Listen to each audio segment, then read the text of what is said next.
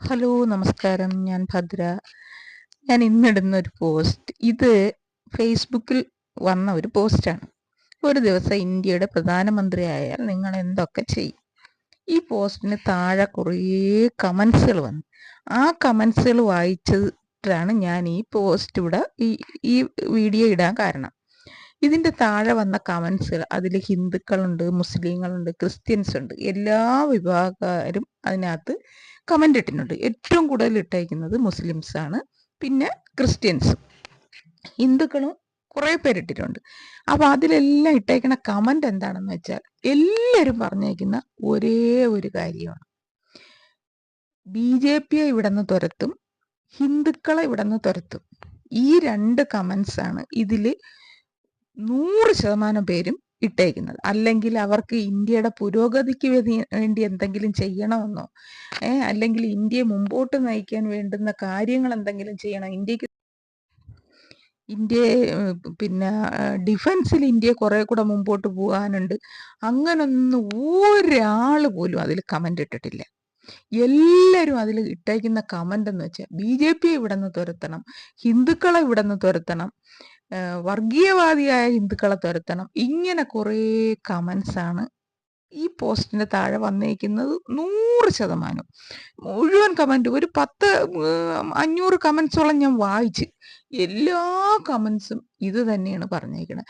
ഇതിൽ നിന്ന് നമ്മൾ എന്താ മനസ്സിലാക്കേണ്ടത്? നമ്മൾ ഈ നാട്ടിൽ ജീവിക്കുന്നത്, ഞാനൊരു ഹിന്ദുവാണ്, പക്ഷെ ഞാനൊരു ഹിന്ദുവാണെന്നോ അല്ലെങ്കിൽ മുസ്ലിങ്ങളെ ഇവിടെ നിന്ന് തുരത്തണമെന്നോ അങ്ങനെ ഒരു ചിന്ത ഇന്നേ വരെ എനിക്കുണ്ടായിട്ടില്ല.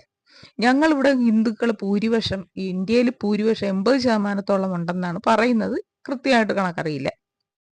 അത്രയും ഹിന്ദുക്കൾ ഇവിടെ കിടക്കുമ്പോൾ നമ്മൾ പറയുകയാണ് ഇവിടുത്തെ മുസ്ലിങ്ങൾ ഇവിടെ നിന്ന് തുരത്തണം, അല്ലെങ്കിൽ ഇവിടെ SDAPയെ ഇവിടെ നിന്ന് തുരത്തണം, അല്ലെങ്കിൽ മുസ്ലിം ലീഗിനെ ഇവിടെ നിന്ന് തുരത്തണം എന്നൊക്കെ ഞങ്ങൾ ഹിന്ദുക്കൾ ഓരോരുത്തരും ചിന്തിച്ചാൽ എന്തായിരിക്കും ഈ നാടിൻ്റെ അവസ്ഥ, നമ്മുടെ രാജ്യത്തിൻ്റെ അവസ്ഥ?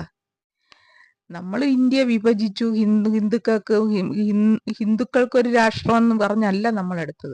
നമ്മളിത് അന്നു മുതൽ മതേതര രാഷ്ട്രമായിട്ട്, മുസ്ലിങ്ങൾക്ക് വേറൊരു രാഷ്ട്രമായിട്ട് അവര് മതേതരം കാണിച്ചില്ല, അവര് മതം മാത്രമേ കാണിച്ചുള്ളൂ. പാകിസ്ഥാൻ മതരാജ്യമായിട്ട് തന്നെ വന്ന് അവിടെ ഉള്ള ഹിന്ദുക്കൾ മുഴുവനും നശിച്ച്, ഇനി 1-2% ഉള്ളൂ. ക്രിസ്ത്യൻസ് അതുപോലെ തന്നെ, അത് മുഴുവനും നശിച്ചു. പക്ഷെ നമ്മളിവിടെ ചെയ്തെന്തോ, നമ്മൾ മതേതരം കാണിച്ച് ഇവിടുത്തെ എല്ലാ മതസ്ഥരെയും നമ്മൾ തുല്യമായിട്ട് കാണിച്ച്, ഇവിടുത്തെ ന്യൂനപക്ഷങ്ങളെന്ന് വിധി എഴുതി അവർക്ക് ന്യൂനപക്ഷങ്ങൾക്ക് ഉയർന്നു വരാൻ വേണ്ടി എല്ലാ സാഹചര്യവും ഇവിടുത്തെ ഹിന്ദുക്കൾ ചെയ്തു കൊടുത്തു. ഇവിടുത്തെ ഭൂരിപക്ഷം എന്ന ഹിന്ദുക്കൾ ഒരുപാട് സാക്രിഫൈസ് ചെയ്തു, ഇപ്പോഴും സാക്രിഫൈസ് ചെയ്യുകയാണ്. ഗാന്ധിജി എന്ന് പറഞ്ഞ ഒരു വാചകം ഉണ്ട്, ഇവിടുത്തെ ഹിന്ദുക്കൾ മുസ്ലിങ്ങൾക്ക് വേണ്ടി സഹിക്കണമെന്ന്. അത് സഹിക്കുകയാണ്, ഇന്നും സഹിക്കുകയാണ്, ഇപ്പോഴും സഹിക്കുകയാണ്. എന്നിട്ടും ഇവിടുത്തെ ഹിന്ദുക്കളെ നശിപ്പിക്കണം, ഹിന്ദുക്കളെ നാട് കടത്തണം, ഹിന്ദുക്കളെ രാജ്യത്തു നിന്ന് ഒഴിവാക്കണം, BJP ഒഴിവാക്കണം എന്ന് വീണ്ടും മുറവിളി കൂട്ടിക്കൊണ്ടേ ഇരിക്കുമ്പം കുറേ കാലം ഇത് അനുഭവിച്ച് കഴിയുമ്പോൾ ആർക്കായാലും ഒരു ദേഷ്യം തിരിച്ചു, എത്ര ചവിട്ടിയെ കടിക്കാത്ത പാമ്പായാലും ഒരിക്കലും അത് തിരിച്ചു കടിക്കൂലേ? അതിവിടുത്തെ മറ്റുള്ള മതക്കാർ, ഹിന്ദുക്കൾ, മുസ്ലിങ്ങൾ അത് മനസ്സിലാക്കുന്നില്ലേ? ക്രിസ്ത്യൻസ് അത് മനസ്സിലാക്കുന്നില്ലേ? എന്തുകൊണ്ട് നിങ്ങൾ വീണ്ടും വീണ്ടും ഈ വർഗീയത തന്നെ പറഞ്ഞുകൊണ്ടിരിക്കുന്നത്? ഹിന്ദുക്കൾ എന്നെങ്കിലും നിങ്ങളെ ഇവിടെ നിന്ന് നാട് കടത്തണോ, അല്ലെങ്കിൽ നിങ്ങളെ രാജ്യത്ത് നിന്ന് അടിച്ചോടിക്കണോ? ഇന്ത്യയിലെ ഒരു പ്രധാനമന്ത്രി അവൻ ഒരു ദിവസം അവസരം കിട്ടിയാൽ ഉടനെ നിങ്ങളെ ഈ BJP എത്ര വർഷം കൊണ്ട് ഇന്ത്യ ഭരിക്കുന്നു? 5 വർഷം വാജ്പേയി ഭരിച്ചു. അത് കഴിഞ്ഞ് ഇപ്പൊ ഏകദേശം 12 വർഷത്തോളമായി മോദി സർക്കാർ ഭരിക്കുന്നു. എന്നിട്ട് ഏതെങ്കിലും ഒരു മുസ്ലിമിനെ ഇവിടെ നിന്ന് നാട് കടത്തിയോ? ഏതെങ്കിലും ഒരു ക്രിസ്ത്യാനി ഇവിടെ നിന്ന് നാട് കടത്തിയോ?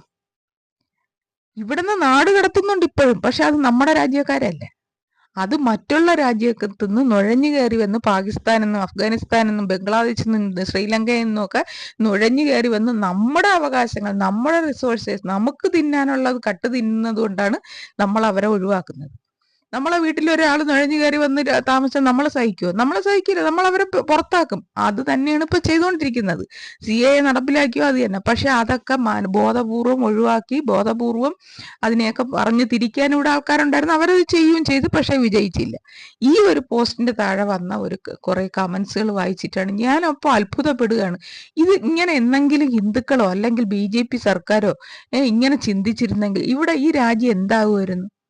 പക്ഷെ ഇപ്പോഴും മോദി സർക്കാർ ഇവിടെ പറയുന്ന വർഗീയതയോ ഇവിടെ പറയുന്ന ജാതീയതയോ ഒന്നും അദ്ദേഹം കാണിക്കുന്നില്ല. ഇവിടെ അദ്ദേഹം കൊടുക്കുന്നതെല്ലാം ഹിന്ദുക്കൾക്കും മുസ്ലിങ്ങൾക്കും തുല്യമായിട്ടാണ്. പ്രധാനമന്ത്രി കൊടുക്കുന്ന എല്ലാം തുല്യമായിട്ടാണ്, ഹിന്ദുക്കൾക്ക് മാത്രം. ഞാൻ ഇവിടുത്തെ ജനങ്ങളോട്, സാധാരണക്കാരോട് ചോദിക്കുന്നു, എന്തിനെ നിങ്ങൾ ഇങ്ങനെ ഈ പിന്നെ മതം തിരിച്ച് ആൾക്കാരെ വിഭിന്നമാക്കുന്നത്? പ്രധാനമന്ത്രി രാജ്യം ഭരിച്ചിട്ട് ഇതുവരെ അദ്ദേഹം ഹിന്ദുക്കൾക്ക് മാത്രമായിട്ട് ഒന്നും ചെയ്തിട്ടില്ല. അദ്ദേഹം ചെയ്യുന്നതെല്ലാം ഇവിടുത്തെ എല്ലാ ജനങ്ങൾക്കും വേണ്ടിയാണ്. എന്റെ ജനങ്ങളെന്നാണ് പറഞ്ഞത്, അല്ല എന്റെ ഹിന്ദുക്കളെന്നല്ല പറയുന്നത്. പക്ഷെ നിങ്ങൾ ഈ മുസ്ലിങ്ങളും ക്രിസ്ത്യൻസും എന്തിനെ അങ്ങനെ ഒരു വേർതിരിവ് നിങ്ങൾ ഹിന്ദുക്കളോട് കാണിക്കുന്നു? അങ്ങനെയല്ലേ ഇവിടെ വർഗീയത ഉണ്ടാവുന്നത്? കുറേ പ്രാവശ്യം നിങ്ങൾ ഹിന്ദുക്കളെ എതിർക്കുമ്പോൾ ഹിന്ദുക്കൾ തിരിച്ചെതിർക്കും.